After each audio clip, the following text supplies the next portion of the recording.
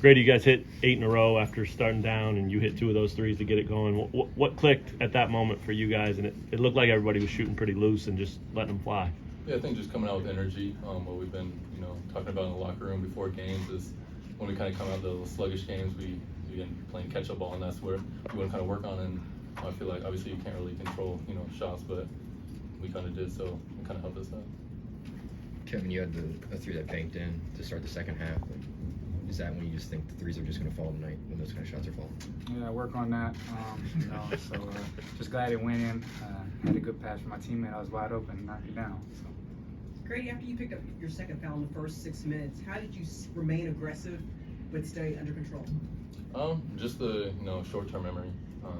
I know when I went to the bench, coaches were in my ear just talking about when you get back in there, play smart, but obviously be aggressive on the offensive defensive side, and that's what I did when I got back in.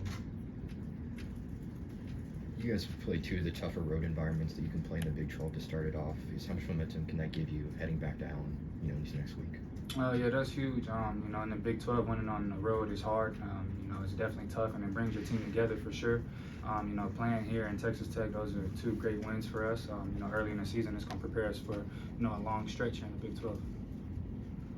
How would you characterize today's game? I mean, it was a lot of stops, a lot of whistles, a lot of battling, a lot of physicality. I mean, did it feel like just a Big 12 game? Did it feel like a little different, out of character for what you guys are used to? Oh yeah, every time you come to West Virginia, it's going to be a physical game. Coach already told us that, and us guys that were returning, we try to tell the new guys. The new guys already heard about it. Playing out here is never easy. We was just competing hard, and the refs were just trying to, keep it under control. So, it's always going to be physical playing in Morgantown.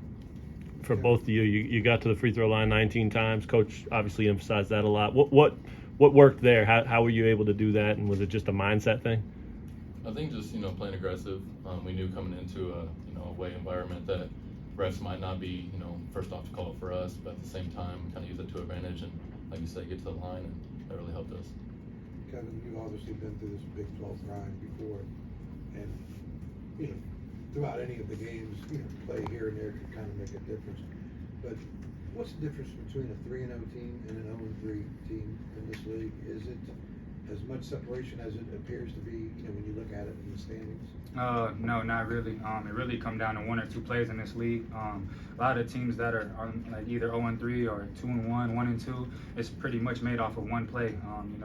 Everybody is a great team. If you look at the net ranking, the Big 12 is up there with everybody. So it's the best conference in America. So it's a blessing to be playing it every night.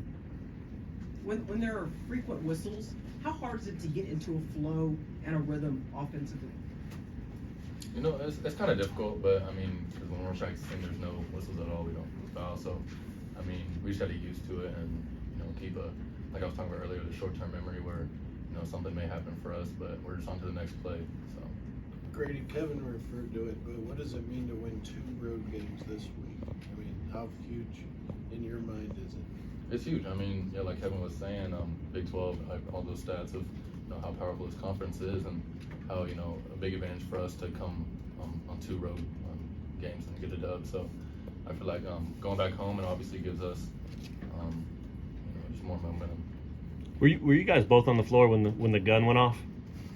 Yeah. Were you on there? I know. I was for sure. What goes through your head when you hear something? Yeah, I actually stopped playing. I looked to the sideline, and Jay Will shot it when the gun went off, but KJ kept playing. He wasn't worried about it, so he got the rebound and actually got fouled and got to the free throw line. But yeah, it was like the shot clock went off after the ball hit the rim and the gun, so it threw everything off for a second. Yeah. It's 2 pretty big points that he kept playing through, right? It was only 5 at that point. He hits the 2 free throws and it's 7.5 instead of 5. What does that say about him, this team, and that effort today? Yeah, we needed that. That's KJ in a nutshell. He's gonna play hard every time he's out there, and we need him out there. So that's big for us. Anything else? Thanks, folks. Thank you.